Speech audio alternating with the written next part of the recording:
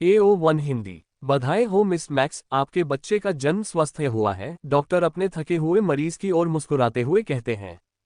प्रसव पीड़ा बहुत कठिन थी और कुछ समय के लिए उन्हें डर था कि बच्चा खो जाएगा। क्या तुम इसे ठीक नहीं कर सकते? मैं एक लड़की चाहता था। मुझे यकीन था कि वह एक स्वस्थ बच्ची होगी। जैसा कि आप शायद पहले से ही जानती होंगी मिस मैक्स, नैतिकता कानून जन्म और वयस्कता के बीच आनुवंशिक पुनर्संयोजन को प्रतिबंधित करता है, जब तक कि रोगी कानूनी रूप से अपनी सहमति न दे दे। अगर आप एक बच्ची चाहती हैं, तो आप फिर से कोशिश कर सकती हैं और निश्चित उपचारों का भुगतान कर सकती हैं। नहीं, ये बिल्कुल नहीं चलेगा। ये इलाज मेरी साल भर की कमाई से कहीं ज्यादा है। काला मैक्स ने डॉक्टर को विनम्रता से सिर हिलाते हुए मन ही मन सोचा। मुझे बस उसी के साथ काम करना होगा जो मेरे पास है। अब यदि आप अपना और बच्चे का नाम हस्ताक्षर कर दें, तो आप छुट्टी के लिए तैयार हैं। एक चुलबुली युवा नज नई माँ को उसके स्वप्नलोक से बाहर ले आए। यहाँ और अभी हस्ताक्षर करो। मैं इस बच्ची का क्या नाम रखूं, जो लड़की के रूप में पैदा ही नहीं हो सकती? सामंथा। मैं अब भी उसका नाम सामंथा रखूंगी और वह बड़ी होकर वैसी ही बनेगी जैसी उसे बनना चाहिए।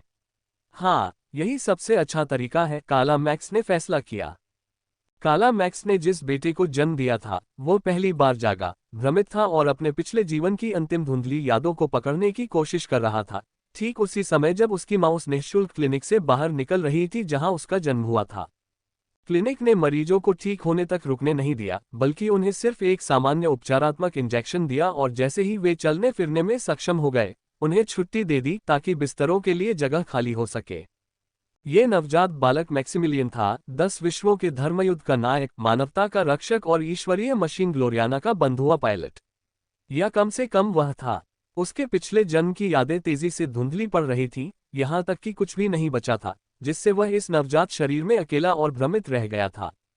ये क्लिनिक एक ग्रे मार्केट ऑफिस था जो शहर के एक जर्जर इलाके में बिना लाइसेंस वाले डॉक्टरों द्वारा संचालित था। वे नैनोटेक्नोलॉजी अनुकूलता के लिए जन्म जांच या शारीरिक और विकासात्मक योग्यता की जांच भी नहीं करते थे, जो हर प्रतिष्ठित सुविधा में आम है। इसके बजाय उन्होंने ये सब कानूनी रूप से अनिवार्य 6 महीने की सरकारी जांच के लिए छोड़ दिया था। कैप्लर टर्मिनस पर हर बच्चे पर सरकार की कड़ी नजर थी, क्योंकि वह एक संभावित सैन्य भर्ती था। दशकों से अंतरिक्ष युद्ध चल रहा था और उन्हें जिंदा रहने के लिए हर सैनिक और मेचा पायलट की जरूरत थी। मैक्स का सिर अपने आसपास की दुनिया को समझने की कोशिश करते हुए दर्द कर रहा था, क्योंकि उसके पास कोई संदर्भ नहीं था, यहाँ तक कि कोई आम भाषा भी नहीं थी। लेकिन जल्द ही उसने पाया कि वह अपने सामने सड़क पर ट्रैफिक लाइट पर खड़ी कार में बैठे एक नवजात शिशु के दिमाग तक पहुंचने में सक्षम था। व्यक्तिगत क्षमता सक्रिय। मैक्स ने अपनी दृष्टि के किनारे पर संवाद या अपने मन में आवाज पर ध्यान नहीं दिया, वह जो कुछ पाया उसमें इतना व्यस्त था। इस शिशु के मन में अद्भुत स्मृतियां थीं। युद्ध की यादें, दूर ग्रहों पर लड़ रहे रोबोट सूट की यादें, भाषाओं का ज्ञान और मार्शल आर्ट की यादें। ये बच्चा कौन था जिसके मन पर उसने कब्जा कर लिया था? उनमें आत्मबोध का अभाव था, मानो वे भूल रहे थे कि वे कौन है, लेकिन किसी तरह वे अपने पिछले जीवन की कुछ यादें संजोए हुए थे। मैक्स के बिल्कुल विपरीत, जिसे अपना नाम याद था, साथ ही अपनी व्यक्तिगत धार्मिकता का बोध भी। क्या यह संभव था कि वह पुनर्जन्म लेने वाला अकेला व्यक्ति न हो? मैक्स को पक्का पता था कि वह पुनर्जन्म ले चुका है, लेकिन अपने पिछले जीवन के बारे में उसे बस इतना ही स्पष्ट रूप से याद था। लेकिन मैक्स ने ठान लिया था कि वह इन यादों को नहीं भूलेगा जो उसके अंदर की गहरी वृत्ति को जगाती हैं। वह इस बच्चे के लुप्त होते पिछले जीवन से रोबोटों के प्रति अपने प्रेम को आगे बढ़ाएगा। यह एक ऐसा प्रेम था जो उसकी हड्डियों में गहराई से महसूस होता था, जिसने उसके लगभग भूले हुए पिछले जीवन के हर पल को आकार दिया था। मैक्स, जैसा कि वह खुद को पुकारना पसंद करता था, अपनी मां द्वारा दिए गए भद्दे नाम को नजरअंदाज करते हुए, जल्द ही उसे एहसास हुआ कि उसके पास एक बहुत ही उपयोगी प्रतिभा है। प्रयास से वह अपने आसपास के लोगों की यादें उधार ले सकता था। बार बार इस्तेमाल करने पर वह उनके व्यक्तित्व की नकल कर सकता था और कुछ हद तक उनके ज्ञात कौशल का उपयोग कर सकता था। वर्तमान में उसका छोटा शरीर उसकी क्रियाओं की नकल करने की क्षमता को सीमित कर रहा था। एक सहस्राब्दी पहले हुई एक औद्योगिक दुर्घटना ने कैप्लर टर्मिनस के वायुमंडल में नैनोबॉट्स छोड़ दिए थे, जहां उनकी संख्या बढ़ी और उन्होंने एक कृत्रिम बुद्धिमत्ता जाल बनाया जिसने ग्रह के हर नागरिक को संक्रमित कर दिया और जन्म से ही हर व्यक्ति पर अलग अलग प्रभाव डाला। कुछ अतिरिक्त शक्ति या लंबी आयु के साथ पैदा हुए थे और कुछ में अलौकिक जैसी क्षमताएं थीं। मैक्स को एक ऐसा ही लाभ मिला था, उसके शरीर में मौजूद सूक्ष्म मशीनें उसके आसपास के लोगों के मस्तिष्क के पैटर्न को समझने में सक्षम थीं, जिससे उन्हें उनके विचारों और हाल की यादों की एक झलक मिलती थी। इस क्षमता को इस दुनिया में बहुत महत्व दिया जाता था, विज्ञान या न्याय के लिए नहीं, बल्कि युद्ध और जासूसी के लिए।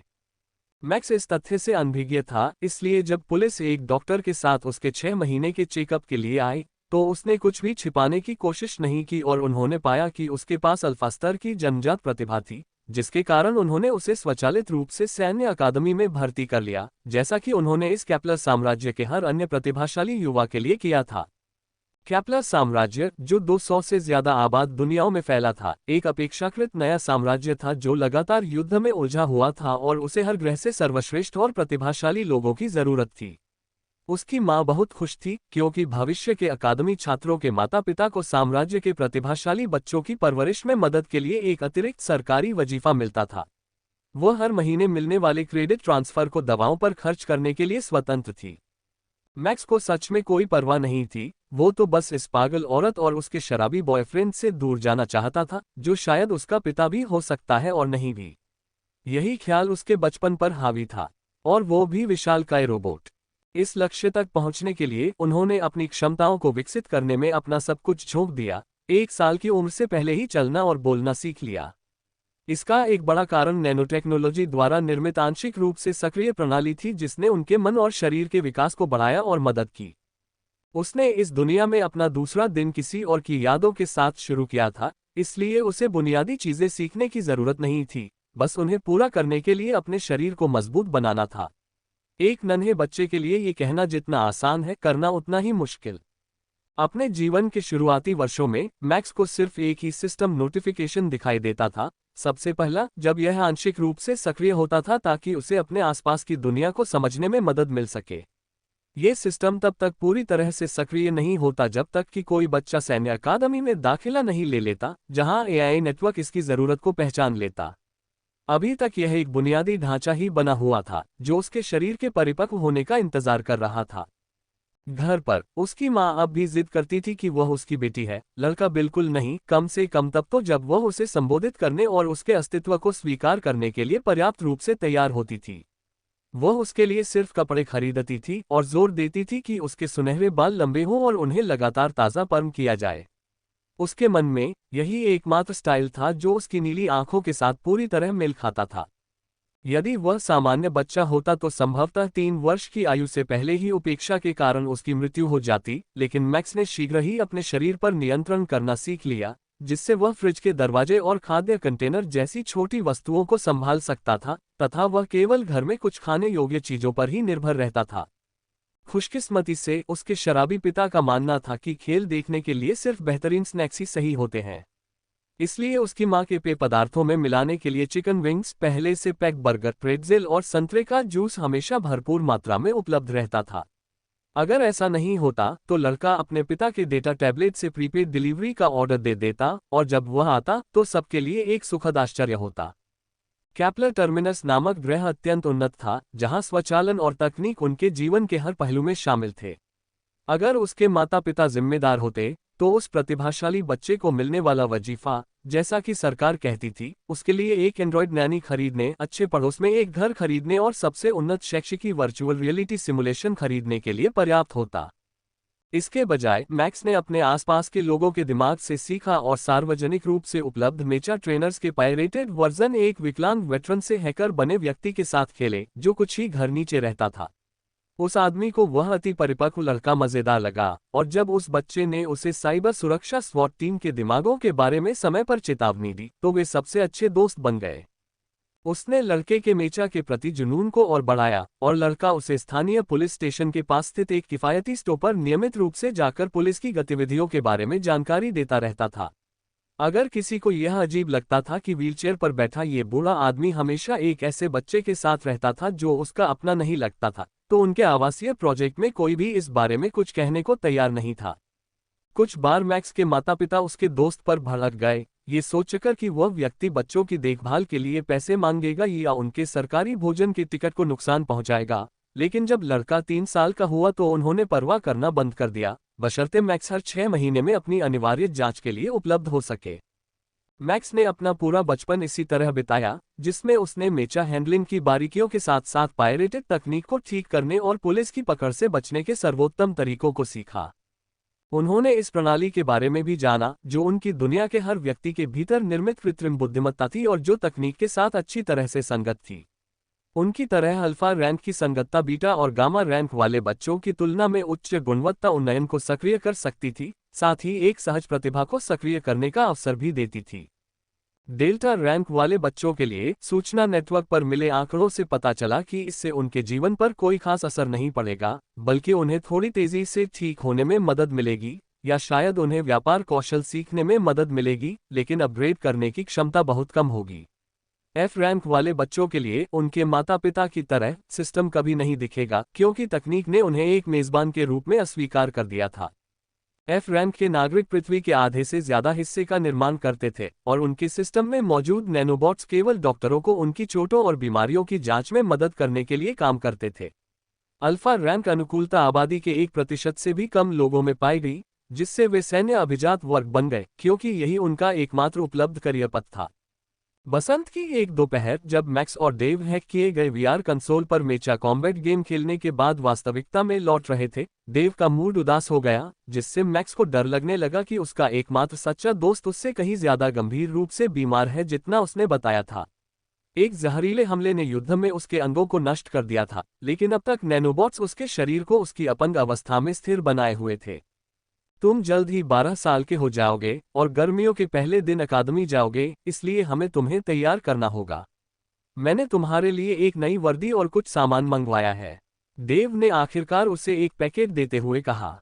बस मेरे जन्मदिन के अगले दिन आती है तो कम से कम कुछ समय के लिए तो अलविदा ही होगा। मैं जब भी स्कूल से लौट पाऊंगा।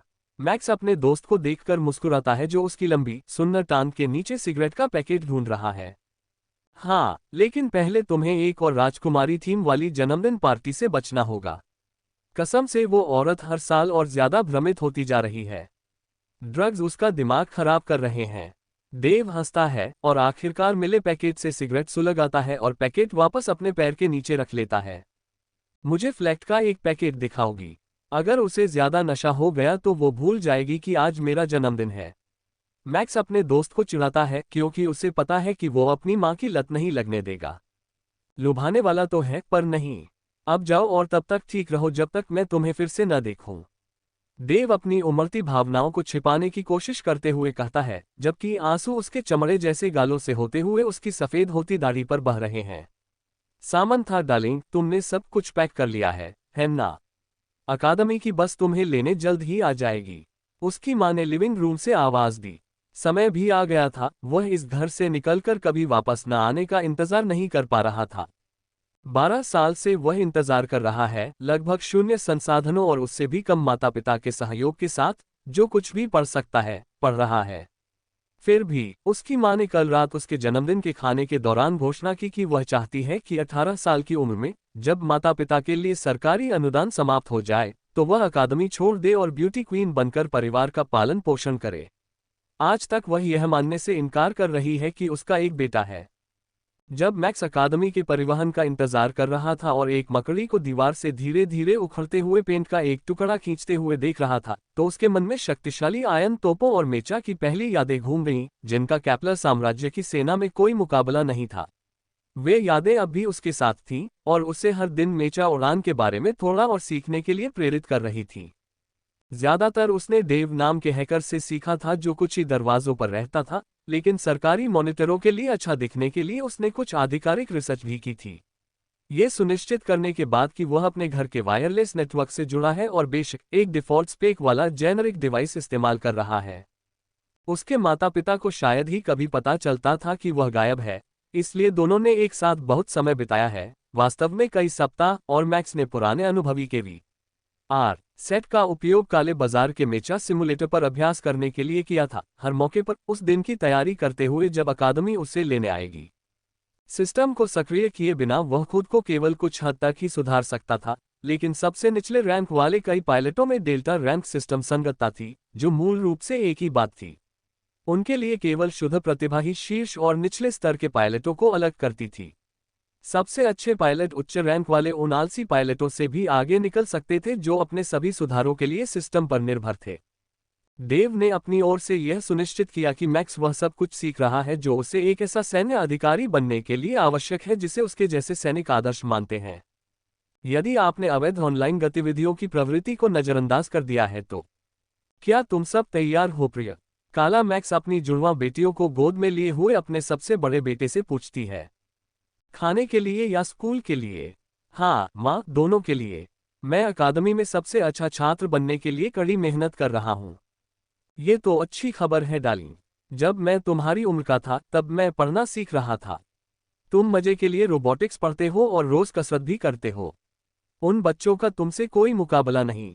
उस महिला के प्रति अपनी गहरी नापसंदगी के बावजूद मैक्स ने यह बताने की कृपा की कि उच्च स्तरीय सिस्टम अनुकूलता संज्ञानात्मक क्षमताओं को बढ़ाती है, इसलिए एफ रैंक वाले बच्चे का उसी उम्र के उच्च रैंक वाले अनुकूलता वाले बच्चे के सामने कोई मौका नहीं होता, अपनी अनूठी खूबियों के बिना भी।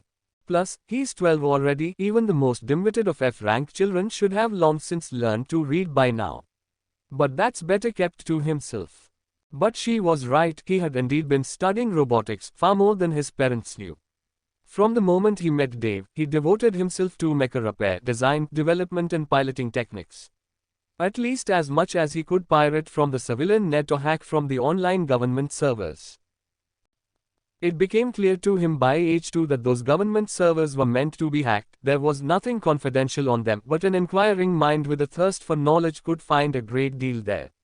Like the essentials of manual robot control, academy dexterity training and how to build an antique iron cannon. They were powerful weapons with the advantage of being driven off the machine's power core and not running out of ammunition, but with the downside of a slow rate of fire, since the ionized plasma took a bit of time to charge. Many line mecha pilots used them. They are the Kepler Kingdom's entry-level mecha, and their newer or lower-ranked pilots are often lacking the skills to accurately deploy a faster-firing weapon. The propaganda on the net portrayed every mecha pilot as heroes of the Kepler Kingdom, but Max had a sneaking suspicion that many were there to be nothing more than fodder for the war machine.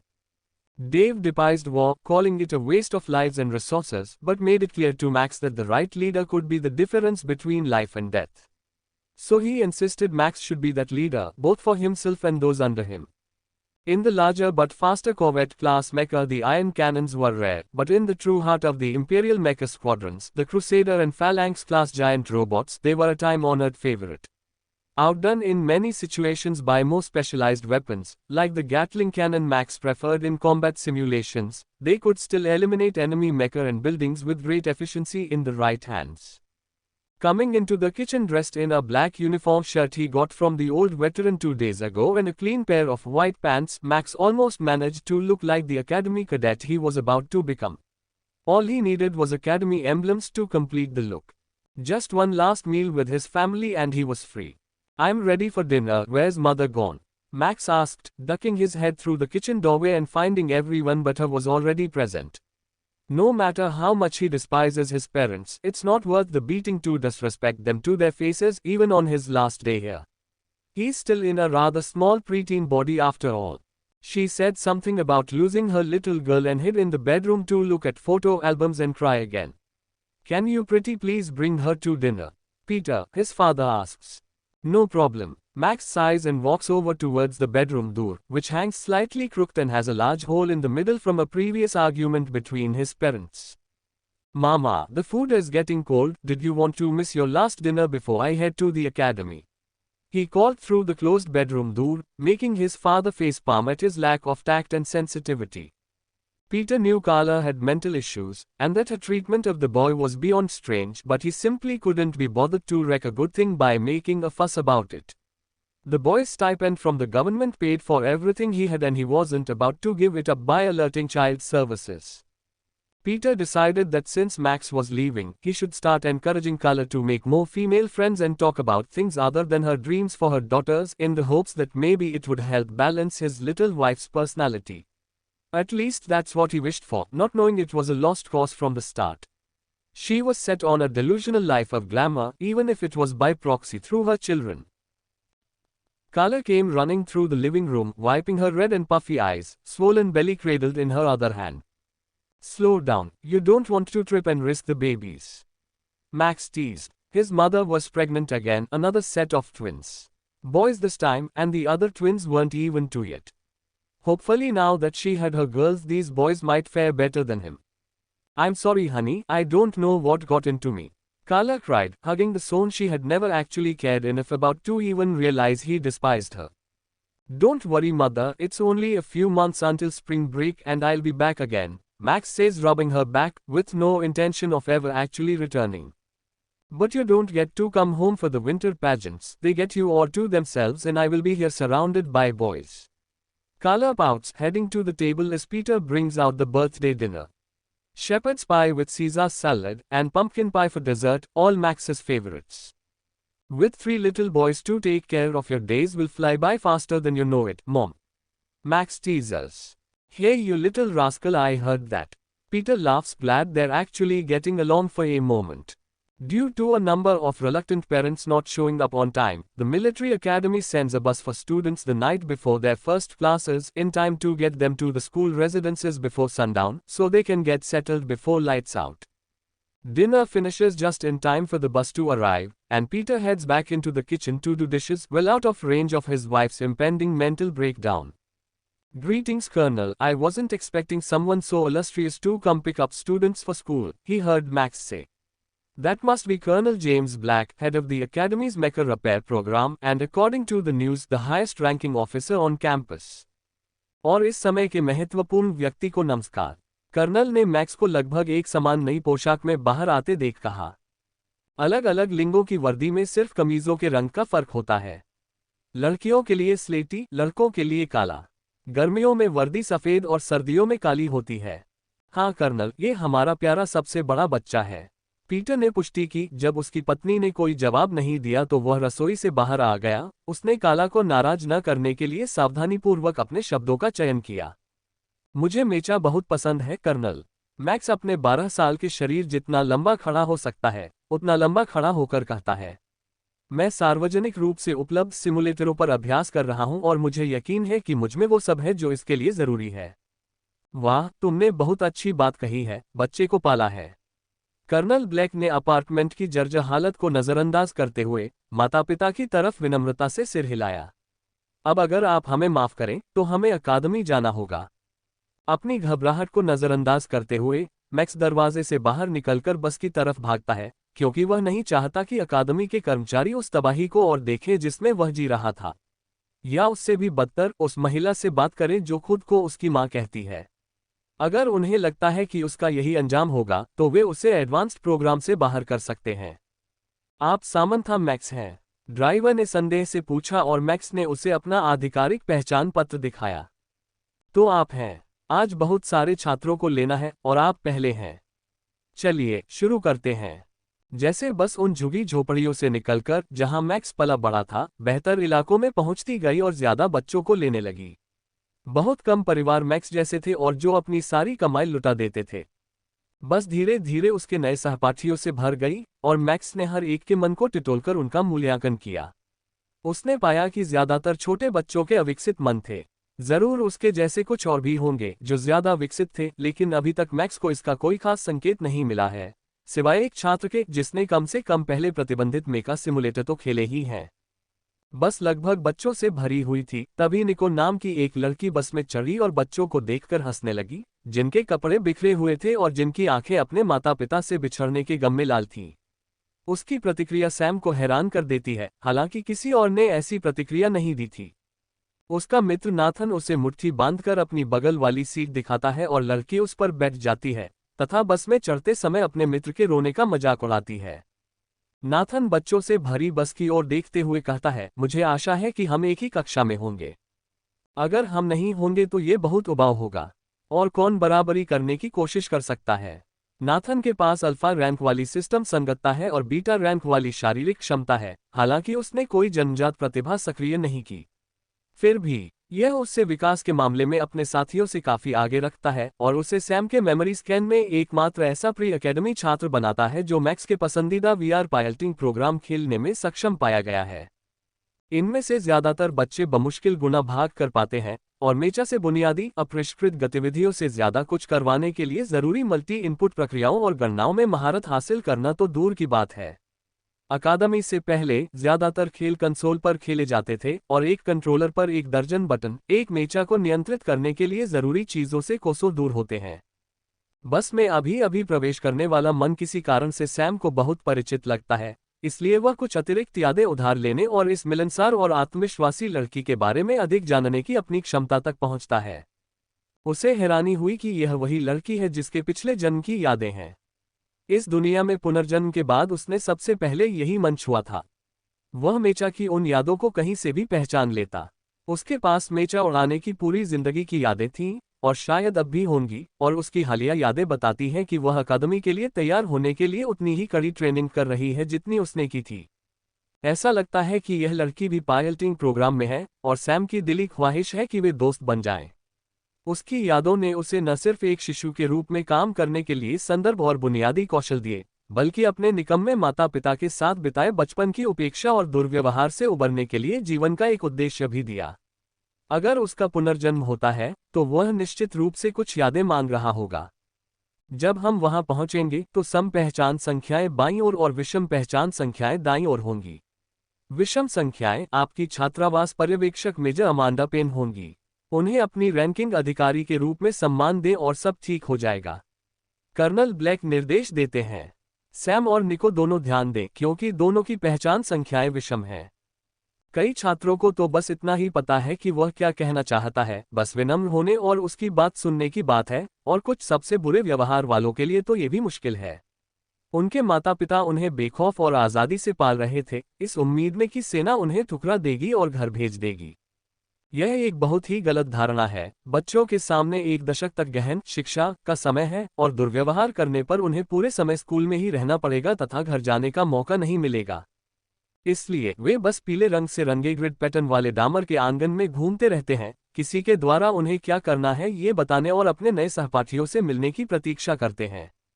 Major pen एक लंबी कद काठी वाली महिला है जिसके लंबे गहरे भूरे बाल सैन्य नियमों के अनुसार जुड़े में बंधे हैं, जबकि निको के काले कल सैन्य मान्यता प्राप्त पिक्सी कट और सैम के कंधे तक लंबे सुनहरे पर्म के विपरीत हैं। अंत तक उसकी मां ने इस भयानक हेयरकट पर जोर दिया। पहला मौका मिलते ही पर्म हट जाता है। मेजर पलटकर उन सबको गौर से देखता है, ये तय करने की कोशिश करता है कि कौन परेशानी का सबब बनेगा और किसे जल्दी से निपटा देना चाहिए। निको ये जानती है यह उस सरकारी सभा में था जिस तक उसे पहुंच मिली थी, जो आने वाले छात्रों के लिए मानक प्रक्रिया के रूप में सूचीबद्ध था। सैम भी यह जानती है क्योंकि निको ये जानती है और यह उसकी हाल की यादों में था जब उसने बस में जांच की थी। मैक्स ध्यान भटक जाता है, प्रशिक्षक के दिमाग में उलझा रहता है और जल्दी ही समय और अपने आसपास हो रही गतिविधियों का ध्यान ही खो देता है। यह उसकी एक बुरी आदत है, लेकिन डेव के घर पर वह अक्सर इस बात को छिपा लेता था कि वह वीआर हेडसेट के पीछे खोया हुआ है। निको को पता था कि क्या होने वाला है, इसलिए वह पेंट किए हुए एक चौक में आराम से खड़ी है, बैग बगल में रखे हुए, पैर कंधे की चौड़ाई पर रखे हुए, हाथ सामने की ओर मुड़े हुए, अकादमी की पारंपरिक तैयार मुद्रा में। किसी और ने ऐसा नहीं किया। दरअसल वे अभी भी मस्ती कर रहे हैं और खिलखिला रहे हैं। सैम अपनी कल्पना से बाहर आता है और उस दूसरे कैडेट के बगल में खड़ा हो जाता है जो जानता है कि क्या करना है और अपनी लापरवाही पर शर्मिंदा महसूस करता है। वह अब अकादमी में है, अगर उसे एक संभावित ऑफिसर कैडेट के रूप में चुना जाना है तो उसे अच्छा प्रभाव डालना होगा। निको अपनी आंख के कोने से एक छोटी सी सुनहरे बालों वाली लड़की को देखती है जो उसके बाईं ओर जमीन पर पड़े निशान पर खड़ी है। या फिर वो कोई लड़का है जिसके बाल बहुत खराब हैं और चेहरा नाजुक है। काली कमीज तो लड़का ही होगा। मेजर थोड़ा मुस्कुराती है और अपने क्लिपबोर्ड पर एक निशान बना देती है। लगभग 10 मिनट बाद ही बाकी छात्रों को ये समझ आता है कि उनसे कुछ अपेक्षित है तथा कोई कारण है कि पर्यवेक्षक उनसे बात नहीं कर रहा है या उन्हें उनके कमरे नहीं दिखा रहा है। उसके बाद वे धीरे धीरे चिन्हित फर्श पर पंक्तिबद्ध होने लगते हैं। बहुत अच्छे कैडेट्स, सब 15 मिनट से कम। पहुंचने पर आपको जितने मिनट लगे उसके हिसाब से आप डॉर्मेट्री का एक चक्कर दौड़कर लगाएंगे। पहला पाठ, जब पहुंचो तो लग जाओ। 4 और अधिकारी प्रकट होते हैं और कैडेटों को बाहर ले जाते हैं। कैडेट निको, कैडेट मैक्स, तुम मेरे साथ हो। गिरने का समय 1 मिनट से भी कम था। मेजर पेन ने पुकारा। दोनों को रूममेट बना दिया जाता है और सुपरवाइजर की नज़र में स्टार छात्र होने के नाते उन्हें छात्रावासों में सबसे पहले चुना जाता है। भावी सैनिकों के बीच एकता बनाने के लिए स्कूल में सभी सुविधाएं सहशिक्षा के लिए हैं। इसी आदर्श पर चलते हुए प्रतिभा और एकता के अलावा उन्हें अलग करने वाली किसी भी चीज की इजाजत नहीं है। क्या आप हमें कोई अच्छा विकल्प बता सकते हैं, मेजर? निको पूछता है। बाथरूम के बहुत पास नहीं, लेकिन बहुत दूर भी नहीं, अच्छा हो कि खिड़की के पास हो। बहुत बढ़िया पसंद, कैडेट निको। तारित निको, यह एक दिलचस्प नाम है, शायद कोई पारिवारिक नाम। मेजर पेन ने अपने व्यावसायिक लहजे में पूछा। नहीं मैडम, ये निको तारित है, लड़की ने सही किया और मेजर ने उसे टैबलेट से आधिकारिक जन्म रिकॉर्ड दिखाया। तारित निको, उसके माता पिता ने उसके जन्म के समय फॉर्म में उसका नाम उल्टा लिखा था। मैक्स सोचता है कि यह ऐसी बात है जिसे वह अपनी मां से आगे नहीं बढ़ा सकता। आज से तुम कैडेट निको हो। बुनियादी प्रशिक्षण पूरा होने के बाद तुम नाम बदलने के लिए आवेदन कर सकती हो। मेजर पेन ने उसे एक सौम्य मुस्कान के साथ सांत्वना दी। इसे इस तरह देखो कैडेट, सिर्फ तुम ही हो जिसे अपना दिया गया नाम रखने का अधिकार है। यहाँ पहले नामों का इस्तेमाल बहुत कम होता है। अपने नए रूममेट के लिए ये छोटी सी बात मैक्स के लिए अब तक सुनी सबसे बड़ी बात है। अब कोई उसे सामंथा नहीं कहेगा। ये नाम उसे इसलिए नापसंद है क्योंकि उसकी मां ने ही उसके लिए ये नाम चुना था। इसके अलावा जब उसकी पढ़ाई पूरी हो जाएगी तो वह इसे आधिकारिक तौर पर खुद बदल सकता है। मेजर उन्हें जिस कमरे में ले जाते हैं वह एक कोने वाला कमरा है जो उस साल के छात्रों के लिए एकमात्र कमरा है। बाकी 3 कोने पर्यवेक्षकों के पास हैं। दोनों बाहरी दीवारों में खिड़कियां हैं और यह उन बाकी कमरों से थोड़ा बड़ा है जिनसे वे गुजरे हैं। हर दरवाजा तब तक खुला रहता है जब तक उसमें 2 लोग न आ जाएं, ताकि पर्यवेक्षक आसानी से पता लगा सके कि कौन कैडेट कहाँ है और कौन कार्यक्रम में शामिल नहीं हो पा रहा है। सुपरवाइजर पेन, आपके विचार के लिए धन्यवाद, निको और मैक्स एक साथ कहते हैं और प्रशिक्षक उन्हें बदले में मुट्ठी से छाती तक शाही सैनिक की सलामी देता है। अगली सुबह छात्रावास में माहौल उदास था। किसी ने भी उस विशाल छात्रावास भवन का 10 चक्कर नहीं लगाया था जिसमें कक्षा 1 के कैडेटों के 7 वर्ष का प्रशिक्षण रहता है। 18 साल की उम्र के बाद कैडेट इंपीरियल मिलिट्री कॉलेज में चले जाएंगे। निको को उसकी प्रतिभा के कारण जन्म से ही मिलिट्री कॉलेज में छात्रवृत्ति के लिए चुना गया था, जिसका पता सैम को कल रात सोने से पहले उनकी मुलाकात के दौरान चला। इंपीरियल कॉलेज एक कमांड ऑफिसर बनने के लिए जरूरी प्रशिक्षण है, इसलिए मैक्स ने वहां जाने की उम्मीद में जी जान से मेहनत की है। अगर वह अच्छे अंक नहीं ला पाया तो उसे किसी कमतर कॉलेज में दाखिला मिल जाएगा। वह एक कम रैंक वाला लाइन मेचा पायलट बन जाएगा और शायद किसी और के आदेश पर कठिन काम करते हुए अपना दिन काटेगा। मैक्स यही तो बिल्कुल नहीं चाहता और निको उसके इस लक्ष्य को हासिल करने में हर संभव मदद करने को तैयार हो गई है। लेकिन सबसे पहले उन्हें निको द्वारा पहले से ही खुद की गई बुनियादी शिक्षा के वर्षों से गुजरना होगा, जैसा कि मैक्स ने अपनी यादों में देखा है। दूसरी ओर मैक्स ने बहुत सी ऐसी चीजें सीखी जिन्हें आज केवल आवश्यक ज्ञान माना जाता है। वह निश्चित नहीं है कि उसकी लिखावट कैसी होगी क्योंकि उसके पास कभी कलम या कागज नहीं था, लेकिन अपने रूममेट पर अपने कौशल का कई बार प्रयोग करने के बाद, जो कि उसकी निजता का एक बहुत ही आवश्यक उल्लंघन था, उसे सचमुच बहुत बुरा लगता है। उसके पास सभी आवश्यक कौशल हैं और ज्ञान के कई महत्वपूर्ण अंश जो डेव उसे सिखाने से चूक गए थे, वह लंबे समय तक उसकी स्मृति में बने रहे। डेव एक सूचीबद्ध इन्फेंट्री सैनिक था जिसका सिस्टम कंपेटिबिलिटी स्कोर D- था। उसे कभी भी मेचा पायलटिंग के बारे में कुछ नहीं सिखाया गया था और वह अधिकारी के प्रशिक्षण के बारे में केवल इतना जानता था कि वे अपनी इकाइयों को हजारों की संख्या में मौत के घाट उतारना पसंद करते थे, जबकि वे कमांड सेंटर में ही रहते थे। सभी रंगरूट 0900 बजे सामने के आंगन में एकत्र हो, उनके फर्श पर लगे स्पीकरों के माध्यम से एक घोषणा होती है। मैक्स और निको दोनों का ध्यान घड़ी की ओर जाता है, ये देखकर कि उनके पास नीचे जाने के लिए 10 मिनट है। उन्हें सर्विस लिफ्ट का इस्तेमाल करने की अनुमति नहीं है और प्रथम वर्ष के छात्र इमारत की सबसे ऊपरी मंजिल पर हैं। हर साल जब ये घोषणाएं आती हैं तो वे छोटी दौड़ के साथ जमीन के एक तल के करीब पहुंच जाते हैं। बाकी ज्यादातर लोग अभी भी सो रहे हैं, इसलिए दोनों कैफेटेरिया में आवाज लगाते हैं, 10 मिनट में ही हमें नीचे जाना है। सबका जाने का समय हो गया है।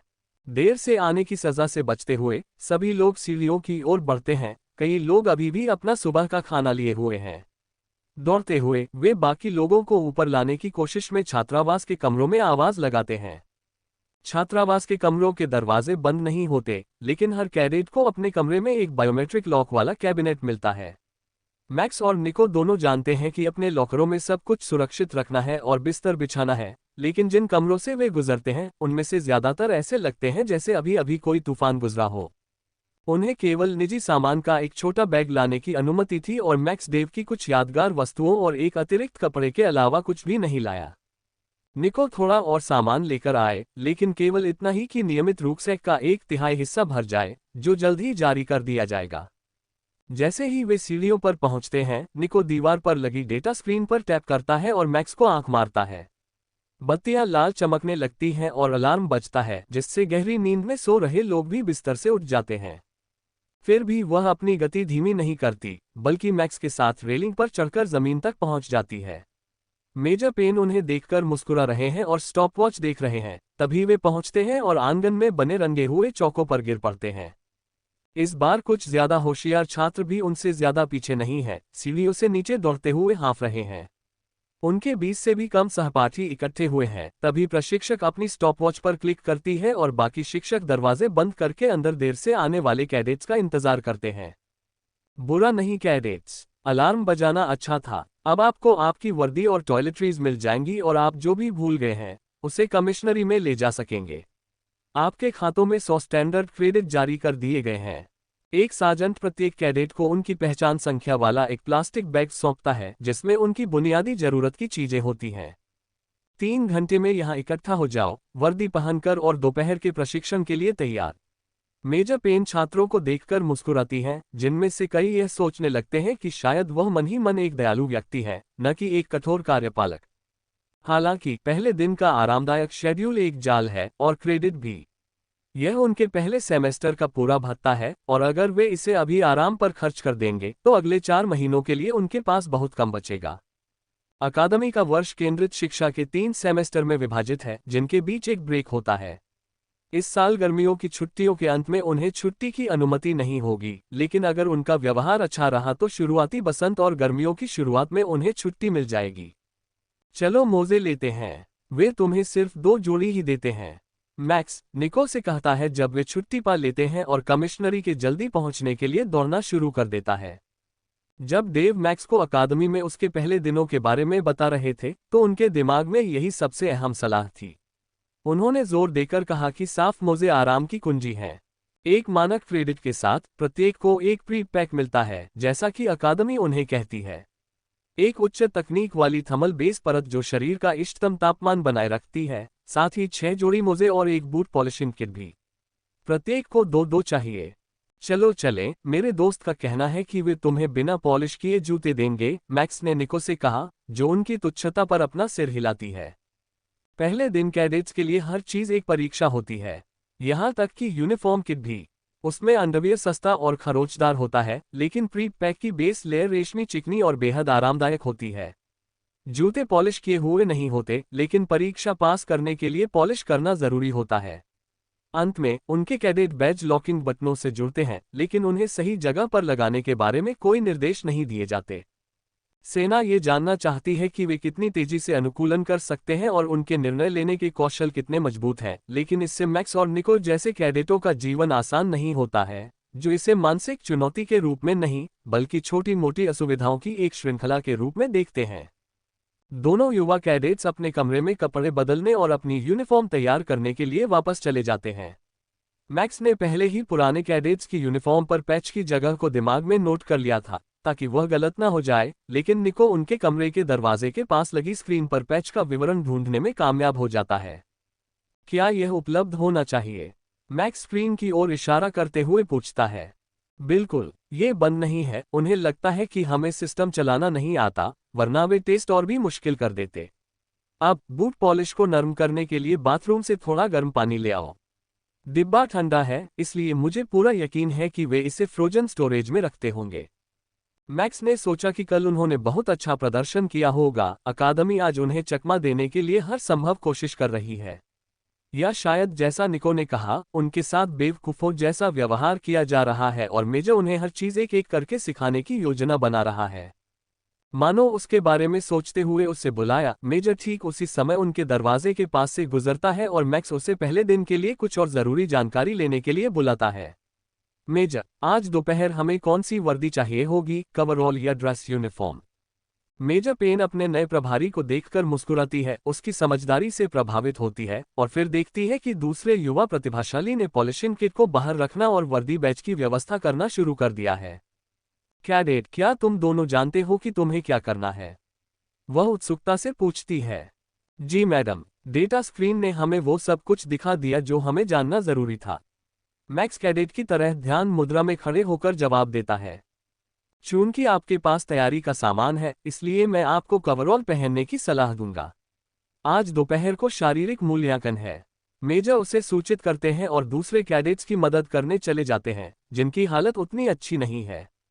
नैनोटेक्नोलॉजी और कैप्लर साम्राज्य की उन्नत प्रौद्योगिकी द्वारा प्रदान की गई उपचारात्मक क्षमताओं के संयोजन से उन लोगों को बहुत लंबी आयु प्राप्त होती है जो इसे वहन कर सकते हैं या जो सैन्य सेवा में बने रहते हैं, और मेजर पेन 50 वर्षों से अधिक समय से कैडेटों को प्रशिक्षण दे रहे हैं। हो सकता है कि उन्होंने पहले भी कई बेहतरीन कैडेट देखे हों, लेकिन उनका मानना है कि इन दोनों में एक खास प्रतिभा है। यह आकलन उनके नोट्स में दर्ज है, साथ ही उन्हें शुरुआती शिक्षा में तेजी लाने की सिफारिश भी है, क्योंकि ज्यादातर चीजें अनावश्यक होंगी। कैडेट्स को अभी यह पता नहीं है, लेकिन उनका पहला शारीरिक मूल्यांकन उनके सिस्टम को सक्रिय कर देगा। उसके बाद उसे पता चल जाएगा कि ये कैडेट कितने कुशल हैं। उसकी जन्मजात क्षमता अलौकिक चपलता या तेज उपचार जैसी लड़ाकू क्षमता नहीं है, लेकिन यह एक ड्रिल प्रशिक्षक के लिए एकदम सही है। वह दूसरों की सिस्टम स्थिति देख सकती है। अपनी यूनिफॉर्म तैयार करके और हल्के ट्रेनिंग बूट्स के साथ अपने कवरऑल पहनकर, जिन्हें शुक्र है पॉलिश करने की जरूरत नहीं है, मैक्स और निको अपनी गंदगी साफ करते हैं और अपने लॉकर व्यवस्थित करते हैं। जब छात्रावास बेदाग हो जाता है तो वे लंच के लिए निकल पड़ते हैं और प्रथम वर्ष के छात्रावासों में भरे रहने वाले रोने धोने, शिकायतों और धैर्यहीन स्पष्टीकरणों से दूर हो जाते हैं। वे दोनों इस बात को लेकर आश्वस्त हैं कि छात्रावास की जांच जल्द ही होने वाली है, लेकिन उन्हें यह नहीं पता कि कब होगी, और वे नहीं चाहते कि उन्हें भी अपनी कक्षा के अधिकांश छात्रों की तरह सजा दी जाए। उनकी मंजिल पर मौजूद कैफेटेरिया के अलावा मुख्य मंजिल पर भी एक कैफेटेरिया है जिसका वे इस्तेमाल कर सकते हैं। ये सभी के लिए खुला है, लेकिन मैक्स समझता है कि इसके बेहतर मेनू के साथ यहाँ उच्च वर्ग के लोगों का दबदबा रहेगा। लेकिन वे इतनी जल्दी पहुंच गए हैं कि वहां ज्यादा भीड़ नहीं होनी चाहिए।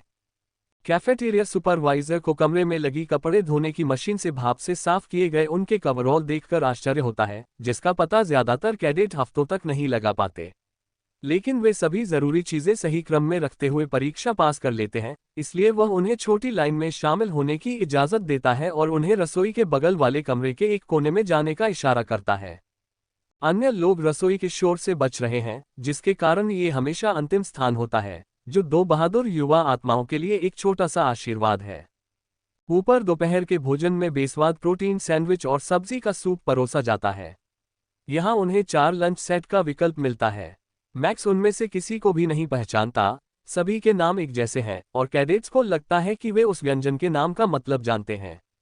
दुर्भाग्य से यहाँ आने से पहले उनमें से किसी ने भी मेनू नहीं पढ़ा था और न ही कोई तस्वीर है। 2 लंच सी सेट जूस के साथ कृपया, निको मुस्कुराते हुए कर्मचारी से कहता है और मैक्स को निर्णय लेने से पहले ही साथ ले जाता है। आखिरी 6 छात्रों ने इसे ऑर्डर किया था। वह फुसफुसाती है और मैक्स सिर हिलाता है। वे यहाँ अपने अंतिम वर्ष में हैं, इसलिए वे कोई घटिया चीज ऑर्डर नहीं करेंगे। पता चला कि वो मीटलोफ और मैश किए हुए आलू हैं। मैक्स निको को ऐसे देखता है मानो कह रहा हो, सच में, और वो बस कंधे उचकाकर अपना खाना खाने लगती है। कल हम पहले मेनू देख सकते हैं, लेकिन कम से कम ये कोई रिकॉम्बाइंड प्रोटीन सैंडविच तो नहीं है। किसी वजह से इसे मसालेदार प्रोसेस्ड चीज की एक ट्यूब के साथ परोसा जाता है। मैक्स को समझ नहीं आता कि यह किस बारे में है, इसलिए वह बुजुर्गों का मन टटोलता है और पाता है कि यह यहाँ का एक बहुत ही लोकप्रिय मसाला है, लेकिन इस खाने में इसकी जरूरत नहीं है और आमतौर पर इसे बचाकर रखा जाता है। मैक्स दोनों पैकों को पकड़ता है और उन्हें वरिष्ठ छात्रों के एक समूह की ओर फेंक देता है जो उन्हें गंदी निगाहों से देख रहे होते हैं, जिससे लड़के मुस्कुराने लगते हैं। अच्छा फैसला जूनियर, शायद तुम यहाँ ठीक से काम चला लोगे। उनका नेता हंसता है और अपने सहते लंच के नूडल्स पर पनीर फैलाता है। फिर से प्रथम वर्ष की कक्षा को प्रांगण में आने का आदेश आता है। वे कैफेटेरिया से केवल 20 मीटर की दूरी पर हैं, इसलिए वे जल्दी से खाना खत्म करके आगे की पंक्ति में अपनी जगह ले लेते हैं। उनके सामने एक बाधा दौड़ और कई तरह की शक्ति प्रशिक्षण गतिविधियां आयोजित की जा रही हैं, जिससे वे खुश हैं कि मेजर ने आज की कक्षा के लिए हल्के और आरामदायक यूनिफॉर्म की सिफारिश की है। मैक्स अन्य कैडेटों की प्रतीक्षा करते हुए वहां से गुजरने वाले लोगों के मन की बात सुनता है और सीखता है कि कवरऑल को नियमन से बाहर हुए बिना कोहनी तक लपेटा जा सकता है, इसलिए वह भी ऐसा ही करता है और पाता है कि इस तरह से वर्दी और भी अधिक आरामदायक है। अंत में वे पूरे 3 घंटे तक वहीं खड़े रहते हैं, जबकि कैडेटों को विभिन्न प्रकार की गलतियों के लिए डांटा जाता है, अक्सर उन्हें सुधारने के लिए भेजा जाता है और फिर इमारत का एक चक्कर लगाने को कहा जाता है। बड़े विद्यार्थी इस तमाशे को बड़े मजे से देखते हैं क्योंकि उनके पास पूरी दोपहर खाली होती है, क्योंकि वे एक दिन के लिए अपने सेमेस्टर की कक्षाएं शुरू नहीं कर रहे हैं। अब जब तुमने कपड़े पहनना सीख ही लिया है तो देखते हैं कि तुम लॉन में बिना गंदे हुए चल पाते हो या नहीं। जैम नाम का एक ड्रिल सार्जेंट चिल्लाता है और दर्शक खुशी से झूम उठते हैं। पैसे दो बदमाशों, मैंने तुमसे कहा था कि वे एक ही बार में यूनिफॉर्म ड्रिल पास कर लेंगे। लड़के मैक्स ने जयकारे लगाते हुए पनीर की ट्यूबें दी, जिससे मैक्स को अपनी मुस्कान छिपाने में मुश्किल हुई। निको, मैक्स, बाधा कोर्स में तुम पहले हो। बाधा दौड़ का वे सामना कर रहे हैं, वह मैक्स द्वारा अपने पिता द्वारा देखे गए कई टेलीविजन शोज में देखी गई चुनौतियों से कहीं ज्यादा कठिन है। इसकी शुरुआत एक कीचड़ के गड्ढे के पार बंदरों की सलाखों तक रस्सी से चढ़ने से हुई। फिर रस्सी के जाल को पार करके रैपलिंग दीवार तक पहुंचना था और फिर गद्देदार सिरों वाले झूलते हथौड़ों के बीच से मैदान में दौड़ना था। आखिर में एक तालाब के ऊपर से लट्ठों की दौड़ और फिर फिनिश लाइन तक पहुंचना था। ये सोचना कि एक बच्चा ये कर सकता है, पागलपन है। हाँ, यह उनके आकार के हिसाब से बनाया गया है, लेकिन इन कामों को पूरा करने के लिए जरूरी ताकत और फुर्ती एक हटे कट्टे वयस्क के बराबर होनी चाहिए। मैक्स शुरुआत में बैग पर चाक लगाता है और रस्सी पर चढ़ना शुरू कर देता है। रस्सी ऊपर और नीचे से बंधी हुई और गांठें अच्छी तरह लगी होने के कारण यह उम्मीद से ज्यादा आसान था, लेकिन निको भी उतनी ही तेजी से अपनी तरफ चढ़ गई। जीतने के लिए दृढ़ संकल्पित, मैक्स एक एक करके 2 मन की बार उठाता है, छोटे कैडेट से कुछ दूरी बनाता है और जाल पार करना शुरू कर देता है। ये झूले की तरह लगा है और उसके नीचे आसानी से घूम जाता है, उसे लगभग नीचे गिरा देता है। हालांकि निको कुछ तरकीबें जानता है और आसानी से बीच से नीचे की ओर दौड़ता है, जिससे मैक्स के ठीक सामने रैपलिंग वॉल बन जाती है। दोनों में से कोई भी होने की परवाह नहीं करता, बस रस्सी पकड़कर दीवार से नीचे भाग जाता है। मैक्स झूलता हुआ दूर चला जाता है और दौड़ते हुए अपने पैरों पर खड़ा हो जाता है, जबकि निको लुढ़कती है और अपने छोटे काले बालों में मिट्टी और घास लगा लेती है। हथौड़ों का सही समय पर प्रहार करना कठिन है और मैक्स तीसरे हथौड़े से प्रहार खाता है, जिससे वह जमीन पर गिर जाता है। सिस्टम सक्रिय। उपयोगकर्ता मैक्स का स्वागत है। संगतता निर्धारित रैंक ए। प्राथमिक विशेषता STR 2.5x संशोधक। STR जोड़ 0%। डेक्स जोड़ 0%। SPD जोड़ 0%। जन्मजात प्रतिभा मन पढ़ने की क्षमता। अतिरिक्त कार्य लॉक किए गए। जब मैक्स की नींद खुली तो वह फिनिश लाइन के पास एक चटाई पर आधी सूखी निको के बगल में लेटा हुआ था। सिस्टम के सक्रिय होने से पहले ही वह पूल तक पहुंच गई होगी। कैडेट्स की एक नई जोड़ी अब कोर्स को चुनौती दे रही है, एक पहली रस्सी से गिर रहा है, एक मन की बात से। स्टाफ उन्हें जल्दी से संभालता है और उन्हें फिनिश लाइन तक पहुंचाता है, जबकि उनका सिस्टम सक्रिय हो जाता है और 2 और कैडेट्स को बुलाया जाता है। कोई भी रैपलिंग वॉल तक नहीं पहुंच पाता इससे पहले कि उनका सिस्टम सक्रिय हो जाए, लेकिन अब जब उसे उद्देश्य पता चल गया है तो मैक्स समझ जाता है कि आपके द्वारा तय की गई दूरी मायने नहीं रखती। ये कोर्स केवल उस सिस्टम को सक्रिय करने के लिए बनाया गया है जो नए कैडेट्स में निष्क्रिय है। उसके बगल में निको अपनी आंखें खोलती है और उलझन में इधर उधर देखती है, फिर सिर हिलाकर आंखें बंद कर लेती है। कुछ सेकंड बाद उसकी सांसों की धीमी लय बदल जाती है और मैक्स को एहसास होता है कि वह गहरी नींद में सो रही है। मैक्स को इस प्रतिभा से थोड़ी ईर्ष्या होती है, उसे हमेशा नींद नहीं आती, इसलिए वह प्रतियोगिता का अंतिम भाग देखता है। जब सबका काम खत्म हो जाता है और वे जाग जाते हैं तो मेजर पेन चिल्लाकर पाठ शुरू करते हैं, कक्षा ध्यान दें।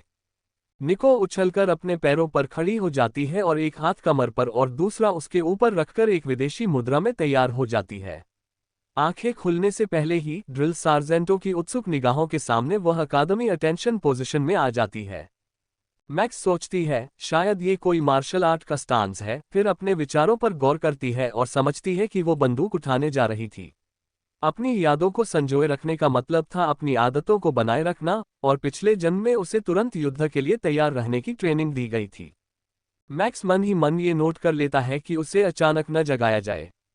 अब जब आप सभी के सिस्टम सक्रिय हो गए हैं, तो हम आपका पाठ शुरू कर सकते हैं। सिस्टम के मुख्य आंकड़े अभ्यास से बेहतर होते हैं। इनमें कितना सुधार होता है, ये पूरी तरह से आपकी अनुकूलता और प्रयास पर निर्भर करता है। डेल्टास आपको हर अपग्रेड पर 10% मिलेगा। गामा रैंक को ½ मिलेगा। बीटा को 1% मिलेगा, जबकि अल्फा रैंक कंपैटिबिलिटी को 2% मिलेगा। आपके प्राथमिक आंकड़े को थोड़ा ज्यादा मिलेगा। कैडेट मैक्स आपका प्राथमिक स्टेट और संशोधक क्या है? शक्ति मैडम 2.5 गुना संशोधक के साथ। शानदार कैडेट, मैंने अपने पूरे करियर में इतना बड़ा देखा है। कैडेट गोमेज आपका प्राथमिक स्टेट और मॉडिफायर क्या है? निपुणता महोदया 1.2 गुना संशोधक के साथ। ये डेल्टा रैंक के लिए सामान्य है। आप में से बाकी लोगों को इन मॉडिफायर्स के बीच कहीं होना चाहिए। एक ड्रिल सार्जेंट पाठ जारी रखने के लिए आगे आता है। अगर आप अपनी सिस्टम स्थिति में सुधार करना चाहते हैं तो आपको कड़ी मेहनत करनी होगी। किसी स्टेट के लिए उपयुक्त प्रशिक्षण से उस स्टेट बोनस को बढ़ाने का मौका मिलेगा। हर स्टेट महत्वपूर्ण है और जब तक आप कुल मिलाकर 50% सुधार नहीं कर लेते, तब तक आप सिस्टम की अतिरिक्त क्षमताओं को अनलॉक करना शुरू नहीं कर सकते। मेजर पेन ने छात्रों को देखकर फिर से मुस्कुराया और कई लोगों को संदेह होने लगा कि उनकी दोस्ताना मुस्कान वास्तव में दोस्ताना नहीं थी। जैसे जैसे आप किसी क्षमता को बढ़ाते हैं, उसे हासिल करना और भी मुश्किल होता जाता है। इसलिए आप सभी को प्रशिक्षण के लिए एक समग्र दृष्टिकोण अपनाना होगा। हर क्षमता जरूरी है, चाहे वह हाथापाई में हो या मेचा के अंदर। हाथापाई में मेचा के लिए सबसे जरूरी आंकड़ा कौन बता सकता है? आप दूसरी पंक्ति में जवाब दें। ड्रिल सार्जेंट जम्मन ने आदेश दिया। क्या ये निपुणता है? छात्र जवाब देता है और मैक्स उस मौखिक फटकार के लिए खुद को तैयार करता है जो कैडेट को मिलने वाली थी। तुम ड्रिल प्रशिक्षकों को सर कहोगे। हर बार जब तुम उनसे बात करोगे तो शुरुआत और अंत सर से ही करोगे। क्या तुम मुझे समझ रहे हो, कैडेट्स?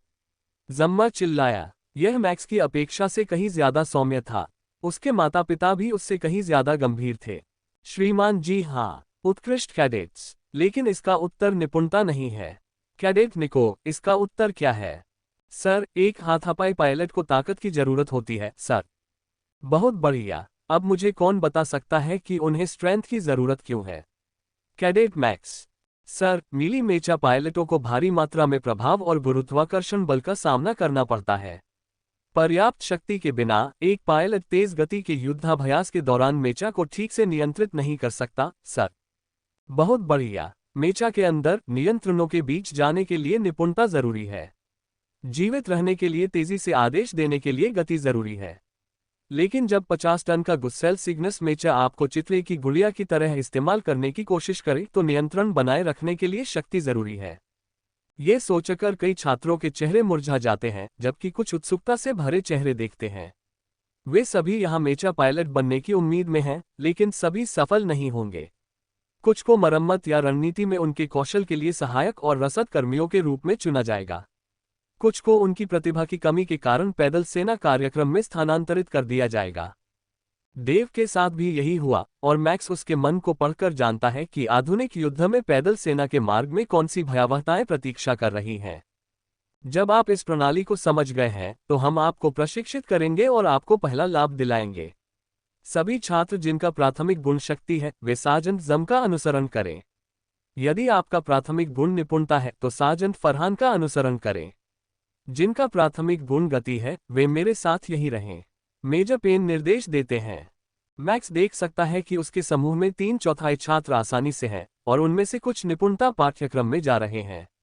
लेकिन हैरानी की बात यह है कि मेजर पेन के साथ सिर्फ निको ही खड़ा है। गति आपके प्राथमिक स्तर के लिए एक सामान्य आंकड़ा नहीं होनी चाहिए। स्ट्रेंथ ट्रेनिंग स्टेशन बिल्कुल वैसा ही है जैसा मैक्स ने सोचा था। फ्री वेट, रेजिस्टेंस मशीन और भारी सामान, इनमें से ज्यादातर चीजें पहले साल के छात्रों के लिए बहुत ज्यादा है। इसलिए मैक्स ने अपने नियमित वर्कआउट की शुरुआत कर्ल से करने और फिर फुल बॉडी रेजिस्टेंस ट्रेनर आजमाने का फैसला किया। उसने ऐसा पहले कभी नहीं देखा था और यह काफी जबरदस्त लग रहा है। वह एक अच्छी जगह ढूंढता है और अपने आसपास की शरारतों और अफरा तफरी को नजरअंदाज करते हुए अपना वर्कआउट शुरू कर देता है, जिससे सार्जेंट जम्मा बहुत खुश होता है। प्रशिक्षक दल में कई लोगों के लिए प्रथम वर्ष के छात्रों की निगरानी करना लगभग एक सजा जैसा होता है और जम्मा भी इसका अपवाद नहीं है। वह कैडेट्स को शारीरिक और युद्ध कौशल का प्रशिक्षण देते हैं, जबकि प्रथम वर्ष के छात्र को आमतौर पर इनमें से किसी की भी समझ नहीं होती। यहाँ तक कि एक छात्र का पहले से ही वर्कआउट रूटीन होना भी उनके दिन को खुशनुमा बनाने के लिए काफी है। प्रतिरोध मशीन पर एक छात्र यह समझने में व्यस्त है कि यह मशीन कैसे काम करती है, इसलिए मैक्स भारयुक्त लिंजेस पर आगे बढ़ता है तथा अपने नए सिस्टम से पहली अद्यतन अधिसूचना की प्रतीक्षा में सावधानी से देखता है। जिस मैदान में वह काम कर रहा है उसके उस पार निको और मेजर पेन किसी तरह की लाठियों से लड़ाई करते दिख रहे हैं। मैक्स को पूरा यकीन है कि वे किसी मार्शल आर्ट का अभ्यास कर रहे हैं, लेकिन जिस तेजी से वे एक दूसरे पर लकड़ी की छड़ें घुमा रहे हैं वह काबिले तारीफ है। वह गौर करता है कि यह पैटर्न दोहराव वाला है। आज उनकी प्रतिभा की परीक्षा नहीं है और मूल उद्देश्य अपने प्रतिद्वंद्वी के साथ बने रहना है ताकि आप पर वार न हो। उसके 50 झटकों का समय लगभग पूरा हो चुका था, तभी मैक्स को अपना पहला लाभ नोटिफिकेशन दिखाई दिया और उसने अपना सिस्टम इंटरफेस जांचा।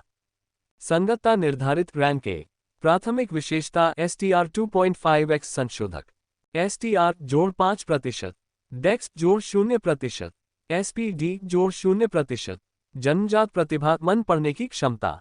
अतिरिक्त कार्य लॉक किए गए। ए रैंक अनुकूलता के कारण उसे 2% आधार वृद्धि मिलती है, लेकिन उसके प्राथमिक स्टेट शक्ति संशोधक बोनस ने उसे अपने पहले सत्र के दौरान एकल लाभ में पूरे 5% तक पहुंचा दिया। अब वह आकर्षक प्रतिरोध मशीन उपलब्ध है। पिछले छात्र ने इसे सीखने का प्रयास छोड़ दिया था, इसलिए मैक्स उसे आजमाने के लिए वहां गया।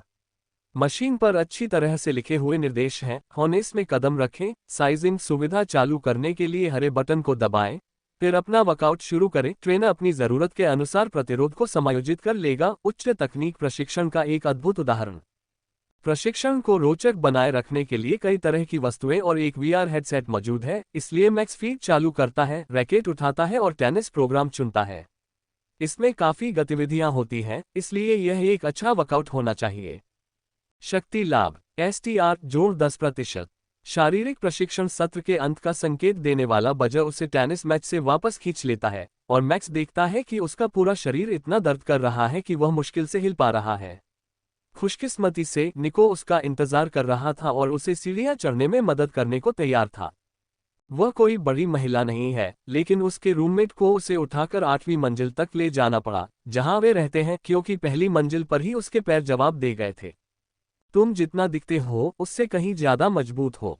मैक्स हंसता है और आखिरी सीढ़ी चढ़ने की पूरी कोशिश करता है। नहीं, मैं बस इतना समझदार हूं कि लगातार 2 घंटे रेजिस्टेंस ट्रेनर पर नहीं बिताता। इसके अलावा मेरे ठीक होने की गति के साथ मेजर पेन के साथ स्टिक खेलने से लगी चोटें लगभग गायब हो गई हैं। मैक्स समझ सकता है कि उसकी बात क्या है। उसके हाथों और बाहों पर ब्लॉक छूटने और बांस की डंडियों से चोट लगने के हल्के हल्के निशान हैं। उसे यकीन है कि इतने भयानक निशान छोड़ना कितना दर्दनाक रहा होगा, लेकिन निको को इससे कोई फर्क नहीं पड़ता। मुझे उम्मीद है कि तुम्हें कुछ तो मिला होगा जिससे ये सब सार्थक हो। अगर तुम्हें कम से कम एक बार भी फायदा नहीं हुआ तो मैं तुम्हें दोबारा गोद में नहीं उठाऊंगी, निको ने गुस्से में कहा। आखिरकार वे ऊपरी मंजिल पर पहुंचे और शाम का खाना खाने के लिए डाइनिंग हॉल की ओर चल पड़े। बढ़ोतरी हुई। आज 2 बढ़ गए। मेरा मॉडिफायर स्ट्रेंथ है, इसलिए कल मुझे ज्यादा आसानी होगी। मैक्स थकान के बावजूद मुस्कुराने की कोशिश करता है। लेकिन मैं टाइमर लगा रहा हूं। तुमने कैसे पता लगाया? मेरे लिए भी 2 फायदे हैं। मेजर पेन एक बेहतरीन प्रशिक्षण साथी है। मुझे नहीं लगता कि अगर मुझे अकेले या किसी अन्य प्रथम वर्ष के कैडेट के साथ अभ्यास करना पड़े तो मैं उतना अच्छा प्रदर्शन कर पाऊंगा। निको उसे कैफेटेरिया की लाल प्लास्टिक की कुर्सी पर बिठाकर उनके लिए कुछ खाने की चीजें लाने जाता है और वापस आकर मिर्च के कटोरे और गर्मागर्म ब्रेड की रोटियां लाता है। एक कर्मचारी उनके लिए बर्फ के पानी का एक बड़ा जग लाता है और मैक्स उसे देखकर मुस्कुराने की पूरी कोशिश करता है। चिंता मत करो प्यारे, कोई ना कोई पहले दिन ही हद से ज्यादा कर लेता है। कुछ तो अभी तक बिल्डिंग तक वापस भी नहीं पहुंच पाए हैं। मैं अब भी उन्हें घास पर लेटे हुए देख सकता हूं, जब सार्जेंट ने उन आलसी लोगों को कसरत करने के लिए मजबूर किया था। इससे उन्हें थोड़ा बेहतर महसूस हुआ। कम से कम वह अकेले ऐसे व्यक्ति नहीं थे जो उस कसरत को नहीं कर पा रहे थे जिसे उन्होंने या जिनके लिए उन्हें चुना गया था। जब तक वे खाना समाप्त करते हैं, मैक्स ठीक होने लगता है। उसके शरीर में नैनोबॉट्स व्यायाम से क्षतिग्रस्त ऊतकों की मरम्मत करने और उसके उन्नयन के लिए परिवर्तनों को लागू करने का काम करते हैं। सिस्टम स्टेट अपग्रेड के बाद प्रभाव तुरंत नहीं दिखते। निचले स्तरों पर, जहां अपग्रेड के बीच का अंतर ज्यादा महत्वपूर्ण था, सिस्टम को बदलाव करने में समय लगता था, कुछ मामलों में 1 घंटे तक। प्रशिक्षक अभी भी रंगरूटों को उनके कमरों तक ले जा रहे हैं, तभी मैक्स बिस्तर पर रेंगता हुआ आता है और निको के दीवार पर लगी डेटा स्क्रीन के इस्तेमाल में कुछ अजीब बात देखता है। वह नहीं समझ पाता कि वह क्या ब्राउज कर रही है, लेकिन वह नेविगेट करने के लिए स्क्रीन को छू नहीं रही है। क्या ये हाई-टेक डिवाइस की कोई खासियत है, या शायद उसकी जन्मजात क्षमता का कोई पहलू? मैक्स ने सोचा कि कल जब वे दोनों अच्छी तरह आराम कर लेंगे और खाना खा लेंगे, तो निको से उसकी जन्मजात क्षमता के बारे में पूछना ज्यादा बेहतर होगा, इसलिए वह नींद को अपने ऊपर हावी होने देता है। आज रात की नींद सामान्य से कहीं ज्यादा आसान है। दिन भर की कसरत की थकान ने हर बाधा को पार कर उसे तुरंत नींद में धकेल दिया है। उसकी नींद खुलती है, एक छोटा सा हाथ उसकी छाती पर पड़ा है, जो उसे धीरे से हिला रहा है। उठो और कपड़े पहन लो, 10 मिनट में कैफेटेरिया खुल रहा है और हम पहले तुम्हारे बाल ठीक करेंगे। कल तो इन्हें खुला छोड़ दिया था, लेकिन अगर तुमने इन्हें बांधा या काटा नहीं, तो आज शायद तुम्हें सजा मिलेगी। मैक्स अपनी वर्दी पहनते ही खुशी से खिलखिला उठता है। सफेद पैंट, काले रंग की अकादमी लोगो वाली पोलो शर्ट और काली बेरेट पुरुषों के कैडेट्स के लिए सामान्य इस्तेमाल के लिए कम औपचारिक गर्मियों की वर्दी लगती है। सुबह की कक्षाओं के लिए यही सही है और निको ने भी यही चुना है। हालांकि पहले साल की कैडेट्स की महिला संस्करण की वर्दी में गहरे भूरे रंग की शर्ट होती है। ऑनलाइन मिली जानकारी के अनुसार लड़कियों के पायलटिंग क्लास से बाहर होने की संभावना ज्यादा होती है और लॉजिस्टिक्स और ऑपरेशन स्टाफ के सभी कर्मचारी उसी ग्रे रंग की शर्ट पहनते हैं, लेकिन उनकी शैली अलग होती है, जबकि पैदल सेना के कैडेट हरे रंग की वर्दी पहनते हैं। अगर वे पायलटिंग प्रोग्राम में तीसरे साल तक पहुंच जाते हैं, तो प्रोग्राम के सभी कैडेट एक जैसी काली शर्ट पहनते हैं, लेकिन कॉलर पर एक पट्टी होती है जो उन्हें प्रशिक्षण प्राप्त पायलट के रूप में चिन्हित करती है। मैक्स को ये बात थोड़ी परेशान कर रही है कि उन्होंने डेटा स्क्रीन दीवार पर इतनी ऊपर लगा दी है। बड़ों के लिए भी वे आंखों के स्तर से ऊपर हैं और वे स्पर्श से सक्रिय हैं और वह बिना स्टूल के उन तक नहीं पहुंच सकता। लेकिन लगता है निको को इसकी जरूरत नहीं है। वह जहां भी खड़ी हो वहीं से उन्हें काम पर लगा सकती है। मेरे बालों के लिए आपके मन में क्या था? मैक्स अपने लॉकर से अपनी बेरेट निकालते हुए पूछता है। रेगुलेशन क्रू कट आपके लिए सही रहेगा, या आपको लंबा पसंद है? मैक्स को नियमित क्रू कट बहुत ही आश्चर्यजनक लगता है, लेकिन फिर उसे सार्जेंट जैम की याद आती है, जिसका फ्लैट टॉप हेयरकट और सुनहरे बाल मैक्स के बालों से काफी मिलते जुलते हैं। क्या तुम सार्जेंट जम्मा की तरह कर सकते हो? तुम बाल बनाने में कितने अच्छे हो? मैक्स ने धीरे से पूछा, क्योंकि वह आसपास के कमरों में किसी को जगाना नहीं चाहता था। मैं खुद ही यह काम करता हूं, लेकिन चिंता मत कीजिए, मेरे पास एक डिजिटल क्लिपर है। मैक्स को ठीक से पता नहीं है कि वह क्या है, लेकिन ये पेशेवर लगता है, इसलिए वह सिर हिलाता है। डिजिटल क्लिपर एक जालीदार तौलिया निकला। यह उसके सिर पर रखा जाता है। निको अपनी इस अजीबोगरीब क्षमता से उसे जो भी निर्देश देती है, उसके अनुसार आकार बदल लेता है और फिर एक भिनभिनाहट के साथ मैक्स का बिल्कुल नया हेयरकट हो जाता है, नियमों के अनुसार, और निको उसके पर्म के सुनहरे बाल वापस ले लेता है। वह एक छोटा सा हिस्सा एक पोटली में बांधती है और बाकी को कूड़ेदान में फेंक देती है। पोटली को वह उसके खुले लॉकर की सबसे ऊपरी शेल्फ पर रखती है और फिर मुस्कुराते हुए उसे बंद कर देती है। पायलट प्रशिक्षण के अपने पहले दिनों की यादों के लिए एक यादगार चीज। स्क्रीन के अनुसार सुबह 7 बजे से दोपहर के भोजन तक हमारे पास प्रारंभिक मुख्य अध्ययन और फिर 13 बजे से 16 बजे तक शारीरिक प्रशिक्षण होता है। मैक्स उसकी समय निर्धारण प्रणाली को समझ नहीं पाता, इसलिए वह उसे भ्रमित दृष्टि से देखता है। ओह, माफ कीजिए, ये दोपहर 1 बजे से 4 बजे तक का समय है। वे शायद आज सुबह कोर स्टडीज की कक्षा में इस पर चर्चा करेंगे, लेकिन कैप्लर मिलिट्री पूरे दिन को एक पंक्ति में सभी 24 मानक घंटों में गिनती है। 100 दोहरा शून्य है, जिसका अर्थ है ठीक घंटे पर। सौभाग्य से हमारे लिए कैप्लर टर्मिनस का दिन एक असंबद्ध लंबाई का है। जरा सोचिए, मैक्स ने देव को पहले भी ऐसे शब्द इस्तेमाल करते सुना था, लेकिन बिना किसी तय शेड्यूल के समय बताना सीखना उसके लिए प्राथमिकता नहीं थी। हालांकि वह डिजिटल घड़ी को इतनी अच्छी तरह पढ़ सकता है कि उसे पता चल जाता है कि खाना कब पहुंचना चाहिए। बाल कटाने के लिए धन्यवाद, लेकिन क्या ये चीजें आमतौर पर टैबलेट या किसी चीज से जुड़ी नहीं होती? मैक्स ने विषय बदलते हुए पूछा, जैसे ही वे मेस हॉल की ओर बढ़े। आसपास की तकनीक को नियंत्रित करना मेरा जन्मजात कौशल है। अस्पताल से घर लौटते समय कार में बहुत गर्मी थी, इसलिए मैंने खिड़की नीचे कर दी और बस मेरी जन्मजात क्षमता तैयार हो गई। निको हंसते हुए कहते हैं। वह इसे बहुत ही साधारण बताती है, लेकिन वह सॉफ्टवेयर को देखे बिना ही मेनू को नेविगेट कर सकती है और डिजिटल जाल का आकार निर्धारित कर सकती है, इसलिए यह कोई कमजोर या सरल कौशल नहीं है जो उसने विकसित किया है। मैं दूसरे लोगों के सही विचारों को देख सकता हूँ, मैक्स धीरे से कहता है। वह पूरी कक्षा को अपनी क्षमता के बारे में सचेत नहीं करना चाहता। अब ये काम की बात है, आपको हमेशा पता रहेगा कि उन्होंने कब कोई सरप्राइज प्लान किया है। बस मुझे बताते रहना, मुझे सरप्राइज बिल्कुल पसंद नहीं। मैक्स को शक है कि जिंदगी भर की सैन्य यादों और तकनीकी उपकरणों को खंगालने की क्षमता के साथ उसे शायद ही कोई चीज चौंकाती है। उसे यकीन नहीं है कि वह पासवर्ड है क्या बायपास कर सकती है, लेकिन उसके जैसे हुनर के साथ उसने शायद अब तक ये सीख लिया होगा। उसने देव से बुनियादी सुरक्षा को तोड़ने की तरकीब भी सीखी थी ताकि वह डेटा नेट से गेम्स पायरेट कर सके। नाश्ता करने वाले पहले व्यक्ति होने के कारण उनके पास कस्टम ऑर्डर करने का समय होता है, इसलिए वे दोनों बैटर ब्रेड के साथ पूरी तरह से लोडेड ऑमलेट लेते हैं, जो सिर्फ में डूबा हुआ अंडे से ढका पेस्ट्री मिश्रण है।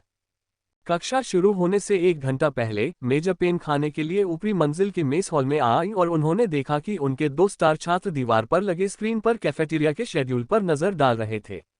कर्मचारी ने सिर हिलाकर इशारा किया कि वे खाना खा चुके हैं, तो मेजर पेन को आश्चर्य हुआ कि वे क्या कर रहे हैं। क्या वे उपलब्ध विकल्पों में से भोजन की योजना बना रहे थे? 12 साल के बच्चों के लिए ये थोड़ा असामान्य है, भले ही उनका मानसिक विकास बेहतर हुआ हो। आज की बात है, लेकिन अगले दिन दोपहर के खाने में नीचे जो कुछ भी परोसा जाता है वह अजीब लगता है। अगर हम यहाँ वापस आएं, तो उनके पास नारियल का सूप है जो बहुत अच्छा लगता है, और चॉकलेट प्रोटीन शेक भी। मैक्स निको से कहता है, जो उदास होकर आहें भरता है। ये लंबी पैदल यात्रा है, लेकिन कोई बात नहीं। शेड्यूल के अनुसार सीनियर्स हमारी ट्रेनिंग के 1 घंटे बाद छुट्टी लेते हैं, इसलिए दोनों दिन हम नीचे के कैफेटेरिया से चुपके से रात का खाना ले आएंगे और उनके क्लास से निकलने से पहले आराम कर लेंगे। मेजर थोड़ा हैरान है, न सिर्फ उनके ज्ञान से बल्कि उनकी योजना बनाने की क्षमता से और इस बात से भी कि उन्होंने कक्षा के शेड्यूल में सेंध लगा दी। यह हो सकता है कि उन्होंने कल दोपहर के भोजन के समय किसी से पूछा हो। यह एक संभावना है, हालांकि सीनियर आमतौर पर पहले साल के छात्रों की ज्यादा मदद नहीं करते। वे गायब हो जाते हैं और मेजर जल्दी से अपना खाना खत्म करके काम पर लग जाती हैं। सब उठ जाओ, कक्षाएं 30 मिनट में शुरू हो रही हैं। अगर तुम पूरी दोपहर दौड़ना नहीं चाहते तो तैयार हो जाओ, खाना खा लो और समय पर कक्षा में पहुंच जाओ। साक्षरता कौशल विभाग दक्षिण विंग के 17वें कमरे में है। वह और उसके सार्जेंट मुख्य समूह को वहां ले जाएंगे, क्योंकि यह उनका पहला दिन है, लेकिन वह ये देखने के लिए उत्सुक है कि कौन कौन अकेले ही कक्षा में पहुंचने में सफल हो पाएगा और कौन समूह में शामिल होने के बारे में सोचेगा भी नहीं। निको बाकियों से काफी पहले पहुंच जाते हैं और दरवाजे के पास अपनी जगह ले लेते हैं। लगता है कि वे जहां भी जाते हैं सामने दाएं वाली जगह ही उनकी पसंद की जगह होती है, लेकिन इस कक्षा में ये सबकी पसंद है। सुबह की धूप कमरे के बाएं आधे हिस्से में पड़ती है और कोई पर्दा नहीं है। ये गर्म, चमकीला है और उन छात्रों का ध्यान भटकाता है जो बाहर खेलना पसंद करते हैं। मैक्स सोचता है कि क्या ये जानबूझकर किया जा रहा है, फिर फैसला करता है कि ये बेकार की बात है। बिल्कुल है, यहाँ सब कुछ जानबूझकर किया जा रहा परीक्षण है। कक्षा में अध्यापन कर रहे मित्रवत दिखने वाले युवा कॉपोरल ने उन्हें उनकी कक्षा की पुस्तकें थमा दी और मैक्स जोर से हंसने लगा, जबकि निको ने अपनी मुट्ठी काटकर अपनी हंसी छुपा ली। क्या कुछ मजाकिया है कैडेट्स? अब शिक्षक का स्वर उतना अच्छा नहीं लग रहा था। सर, नहीं सर, बात बस इतनी है कि यह किताब केपलर मानक वर्णमाला का परिचय है और हम दोनों पहले से ही उस भाषा को पढ़ सकते हैं, सर। निको जवाब देता है, जबकि मैक्स अपना संयम बनाए रखने की कोशिश करता है। अधिकांश ग्रहों की अपनी लिखित भाषा के साथ एक स्थानीय बोली का उपयोग होता है, इसलिए बहुत से कैडेट मानक वर्णमाला जानने वाले नहीं पहुंचते। युद्ध आधी आबादी के लिए, जो एक प्रणाली है, नियति हो सकती है, लेकिन घर पर माता पिता अपने बच्चों को उनके भाग्य पर भेजने के लिए शायद ही कभी उत्साहित होते हैं, और कैपलर टर्मिनस पर कोई भी मानक वर्णमाला का उपयोग नहीं करता है। शिक्षक के चेहरे पर फिर से एक दयालु आधी मुस्कान आ गई है और वह उनकी मेज पर एक डिजिटल टैबलेट रखकर पहली किताबें ले लेते हैं। इन्हें हॉल के उस पार बने टेस्टिंग बूथ पर ले जाओ और भर दो। यह मानक मूल्यांकन तुम्हारी नियुक्ति में मदद करेगा, इसलिए अपना सर्वश्रेष्ठ दो। मैक्स कोने में लगे प्रतीक को पहचान लेता है, जिसका मतलब है कि डिवाइस अकादमी के आंतरिक डेटा नेटवर्क से जुड़ा है और उसे हैक करने से खुद को रोक लेता है। यह मिलिट्री अकादमी है, जाहिर है अगर वह उनके टैबलेट पर पासवर्ड एल्गोरिथम इस्तेमाल करे तो उन्हें पता चल जाएगा। सीने पर मुक्का मारकर कैप्लर सैल्यूट करते हुए वे कमरे से बाहर निकलते हैं और परीक्षा के लिए आसपास के स्टॉल चुनते हैं। परीक्षा केंद्र ध्वनिरोधी हैं और उनमें खिड़कियां नहीं हैं ताकि छात्र एक दूसरे के साथ नकल न कर सकें। हालांकि यह इस ऊर्जावान जोड़ी को रोकने वाला नहीं है। मैक्स को लगता है कि शुरुआती हिस्से पढ़ने और लिखने के कौशल की साधारण परीक्षाएं हैं, इसलिए वह स्टाइल्स निकालता है और पहले कुछ भाग जल्दी से पूरे कर लेता है। फिर वह मेचा कंट्रोल पैनल लेआउट की बुनियादी बातों पर आता है। जिसने भी सिम्युलेटर इस्तेमाल किया है उसे यह बात पता होगी, इसलिए वह फिर से इसे जल्दी से पूरा कर लेता है। तीसरा है लाइन मेचा का बुनियादी यांत्रिक लेआउट। सार्वजनिक डेटा नेटवर्क पर इसके बारे में ज्यादा जानकारी उपलब्ध नहीं थी, इसलिए मैक्स सुराग ढूंढने के लिए इसे देखता है, फिर निको की हालत देखने का फैसला करता है और अपनी सहज प्रतिभा का इस्तेमाल करके उसके दिमाग की जांच करता है। वह न सिर्फ सब कुछ जानती है बल्कि उसने परीक्षा में जानबूझकर की गई एक गलती को भी सुधारा है। मैक्स उसके दिमाग को टटोलता है, उसके जवाबों की सीधे नकल किए बिना हर संभव चीज याद करने की कोशिश करता है। यह ज्यादा मुश्किल नहीं है, ये बस एक यांत्रिक योजना है। वीआर हेडसेट को बूट प्रतिबंधों से बचने के लिए संशोधित करने से ज्यादा जटिल नहीं है ताकि वह ब्लैक मार्केट गेम खेल सके। इस जरूरी जानकारी के साथ वह स्क्रीन पर सभी पुर्जों को उनकी सही जगह पर ले जाता है और फिर निको के काम से उनकी दोबारा जांच करता है। ये सही लगता है, इसलिए वह बुनियादी पायलटिंग तकनीकों वाले अंतिम भाग की ओर बढ़ता है। वह मल्टीप्लेयर सिमुलेटरों से यह पहले से ही जानता है, इसलिए वह हर चीज को अपनी समझ के अनुसार भरता है और फिर पूरी परीक्षा को दोबारा दोहराता है, गलतियों की तलाश में। परीक्षा निगरानी कक्ष में साजन जम्मा के पास शब्द नहीं है। दोनों छात्र कैमरे की नजर में हैं और टैबलेट में हर प्रविष्टि की निगरानी और रिकॉर्डिंग की जा रही है। ये तो तय था कि उन्होंने पहले साल के लेखन भाग में अव्वल तो रहे, लेकिन दूसरे और तीसरे साल के भाग में भी उन्होंने कोई गलती नहीं की। फिर वे मेचा नियंत्रण लेआउट वाले हिस्से पर पहुंचे। ये तीसरे वर्ष का अंतिम परीक्षण था जिसमें लाइन क्लास मेचा के हर प्रमुख नियंत्रण घटक की पहचान की जाती थी और उसे सही ढंग से रखा जाता था। उन्हें उस हिस्से में भी पूर्ण अंक मिले, केवल कैडेट मैक्स को एक उत्तर समायोजित करना पड़ा। मैकेनिकल लेआउट पर भी यही हुआ। कैडेट मैक्स ने इस बार कोई गलती नहीं की, बस उसने एक ज्यादा व्यवस्थित तरीका अपनाया जिससे कैडेट निको की तुलना में उसकी गति धीमी हो गई। जिस कमरे में प्रशिक्षक हैं, वह सिस्टम के हस्तक्षेप से सुरक्षित है, इसलिए वे अपने सहज कौशल का इस्तेमाल प्रेक्षकों पर नहीं कर सकते। अगर इसकी सीमा इतनी भी हो तो भी उनके पास एकमात्र संभावित उत्तर यही है कि उनमें से एक या दोनों को ये जानकारी पहले से ही पता है, जो अकादमी के बाहर किसी के लिए भी गोपनीय होनी चाहिए। संभावना है कि कैडेटों ने अकादमी में प्रवेश के बाद तीसरे वर्ष तक आवश्यक जानकारी सीखने के लिए जन्मजात कौशल का उपयोग किया है। साजन जैम ने उन्हें अपने परीक्षण समाप्त करते हुए देखा। उनके पास जो जानकारी है उसके अनुसार वे दोनों ही नागरिक मल्टीप्लेयर सिमुलेटरों के अनुभवी हैं, इसलिए ये तथ्य कि वे नियंत्रण के मूलभूत पहलुओं को जानते हैं आश्चर्य की बात नहीं है, लेकिन यह एक समस्या अवश्य उत्पन्न करता है। ये तीसरे वर्ष की प्लेसमेंट परीक्षा है।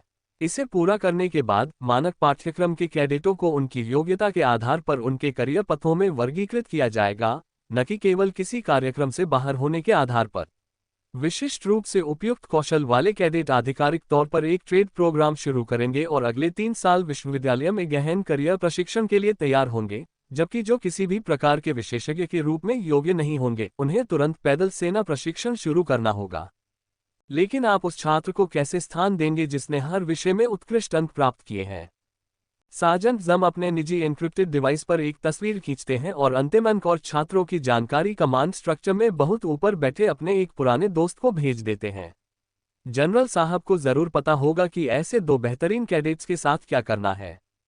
लंच ब्रेक से 30 मिनट पहले ही टेस्टिंग रूम का दरवाजा खुलता है और साजन जैम द्वारा निकाले जाने के बाद दोनों कैडेट्स बिल्डिंग से बाहर निकल जाते हैं ताकि सीनियर्स के लाइन में लगने से पहले कैफेटेरिया पहुंच सकें।